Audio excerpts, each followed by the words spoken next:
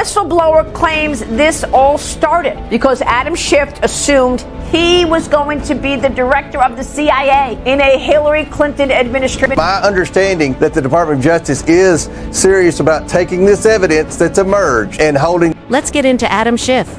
Lately, his name hasn't been making headlines for anything good.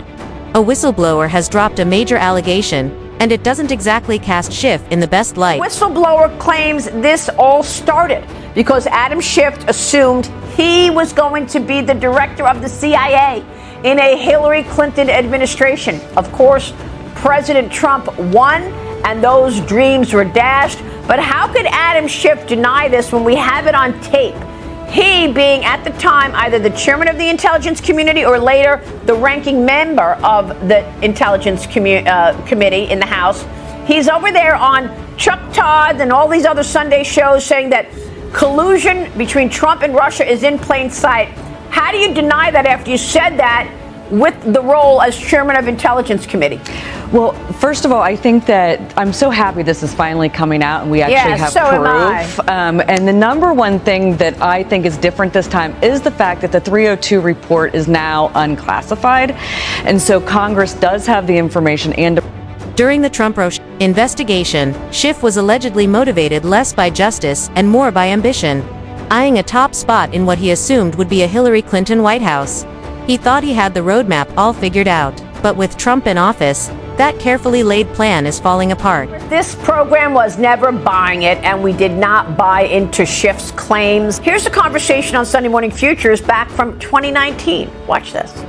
The Democrats have made the mistake of staking the credibility of all this on Adam Schiff. The person that they put in charge of this investigation turns out is the one that helped start it by meeting with a person who walked out of Adam Schiff's office and became the whistleblower. And at the very same time that that's happening, as you mentioned, now there's an Inspector General report that comes out that says during the last impeachment hoax, the Trump-Russia one, Adam Schiff repeatedly made false statements to the American people about the FBI's actions. You know, Adam Schiff was certainly out and about a lot throughout the last 3 years saying that there is collusion in plain sight. And now we get the IG report and we actually see the misconduct and what they call errors, fraud, whatever you want to call it. What is your reaction to what you learned from Michael Horowitz? It wasn't just that Adam Schiff was out and about. He put out a report that said there was no FISA abuse by the FBI. That was false. He said that the FBI didn't fail to turn over exculpatory information. That was false. He said that the Steele dossier was not a central part of the FISA applications against Carter Page. And it doesn't stop.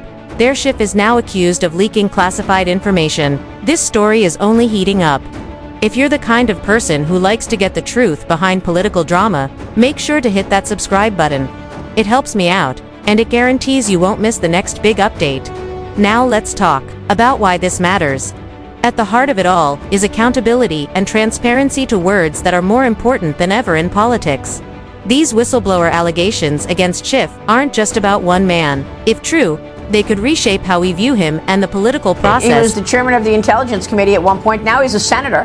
There's been no accountability. Why should we expect any accountability anywhere? Now we have people like John Radcliffe, who, along with Devin Nunes, have been saying this was what was taking place for a long time. Now, with access to the National Archives, we have the evidence in the form of emails to prove this is what's happening. It's up to Pam Bondi now to take this evidence and hold people accountable. And if for whatever reason, people like Adam Schiff and Clapper and Comey and Christopher Wray, if they get by with what they've done and are never held accountable, I think there's going to be a lot of disappointment among conservatives, because we've sat back and we've watched this happen over the last 5 to 8 years, and nothing's happened. Now the evidence is clear. It's time to hold people accountable. It's my understanding, Maria, that there are grand jury deliberations taking place. It's my understanding that the Department of Justice is serious about taking this evidence that's emerged and holding these people accountable. The whistleblower testimony has really stirred the pot, and for good reason.